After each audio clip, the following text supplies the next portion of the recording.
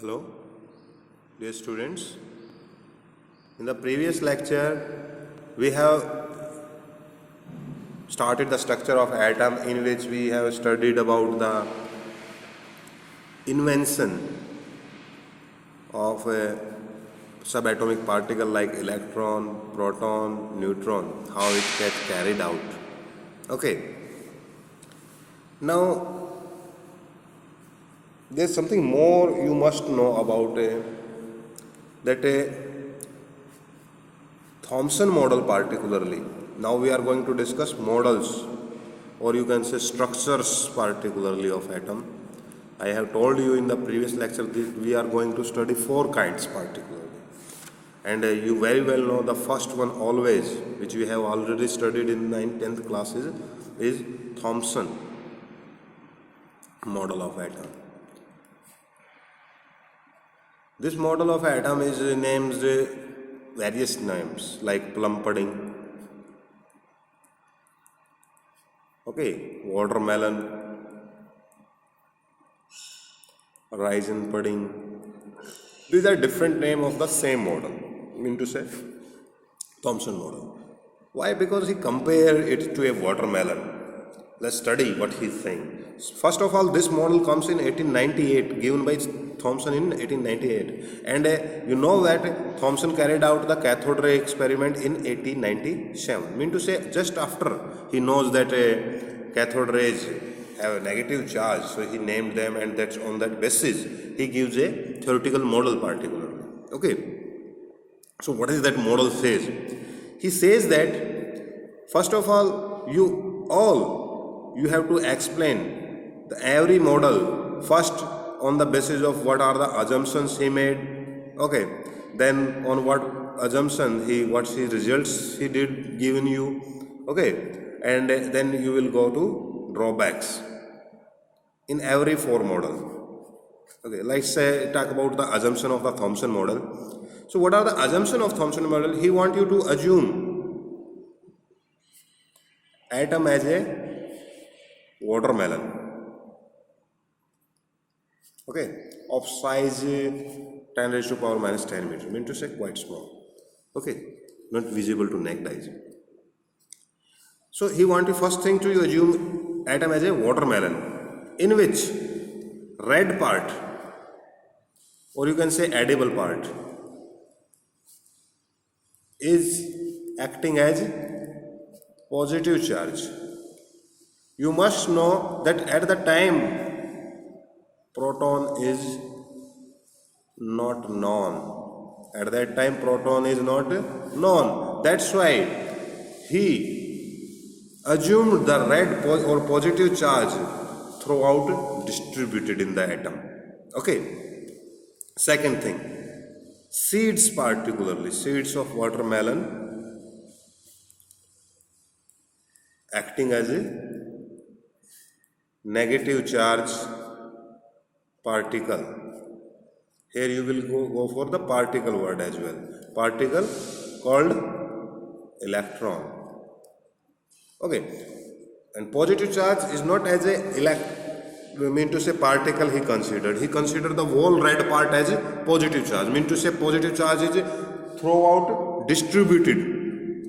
Okay. So the good feature about this these are the various assumptions. First thing he wants you to assume the watermelon as then red edible part as a positive charge, negative charge mean to say satisfied by the seeds, particularly negative charge. Electrons are acting there. Now, what are the results on that basis? First thing, his assumption of neutrality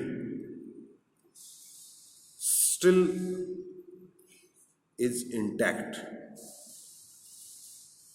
His assumption of neutrality mean to say atom have equal positive and negative charge. That assumption is still obeyed, do not get violated still. So this is the first results or importance of the Thomson model. The second thing, that his theory, so you can say his atomic model, his atomic model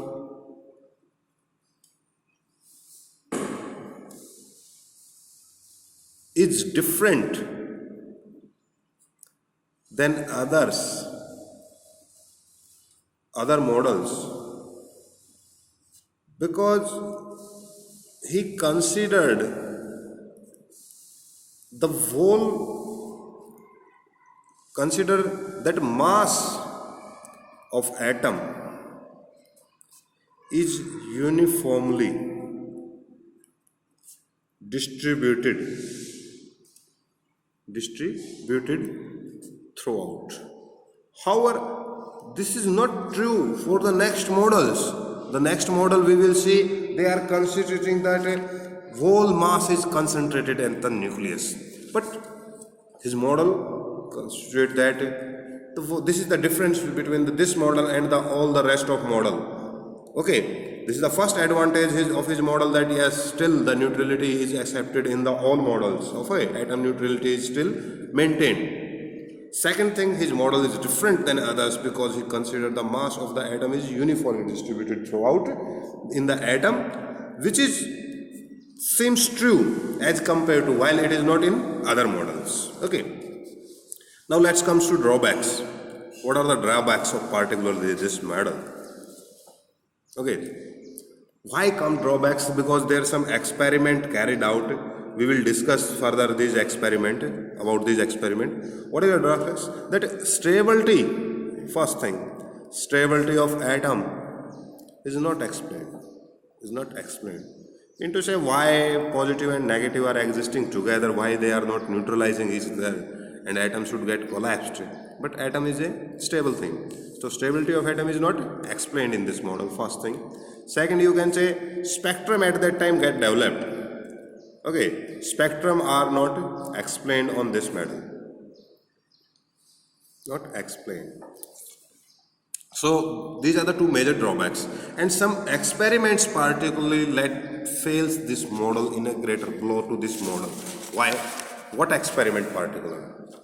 The first experiment is done by, at that time, Rontgen.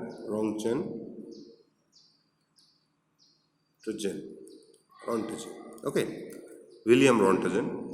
He carried out an experiment at that time, that when cathode rays, or you can say, you know very well, electrons, you made to strike on heavy metal somewhat, heavy metal.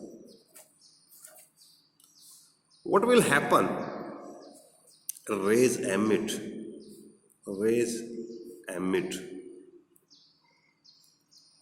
of low wavelength, or you can say high frequency radiation. And these radiation he named, he does not know about anything, is X-rays. Okay, and he see that they do not affected by electric field and magnetic field. So mean to say they are not charged particles nature.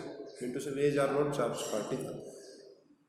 But first we know that cathode rays, we assume that made of a particle, then we come with the particle models, but still these, why they are radiations are emitted by some particular metals, why it is happening, that radiations emission phenomena is not explained by the Thomson model at all, have no relation particularly by his model.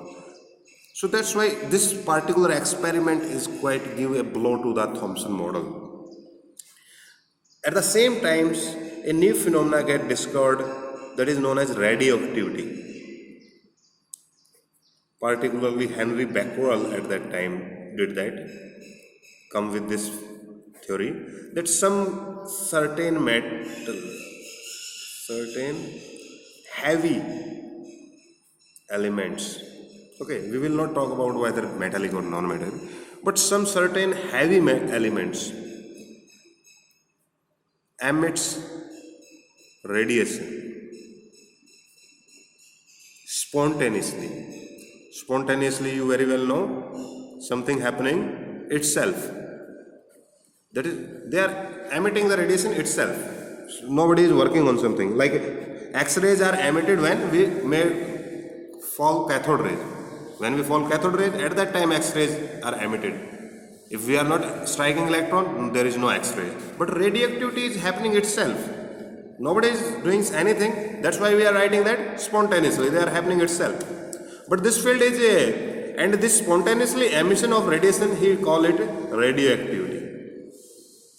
Now this radioactivity further discussed by different scientists like Madame Curie.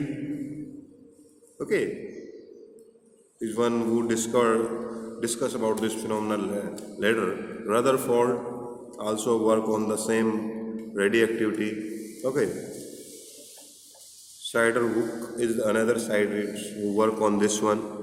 Marie Curie also with Madame Curie did a lot of research on this one. And what they researched? That on radioactivity, the emit three kinds of radiations. Named them alpha, beta, and gamma. Okay, these are the different names given to different radiation. Even alpha radiations are used by the Rutherford in the next model. Okay, so alpha, beta, gamma radiations are emitted by some heavy metals, and they also characterize that alpha as a helium nucleus, because if you give alpha to electrons, by absorbing it get converted into helium gas. So that's why they are calling as alpha as a helium nucleus. Mean to say alpha have 2 positive charge, okay, and mass equal to 4 units. Alpha particle, this is all about. Beta is considered as electron, okay, negative charge.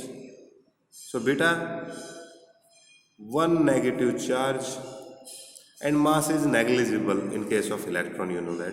And gamma, high frequency radiation having no charge. Okay, so these are some characteristic properties of alpha, beta, gamma.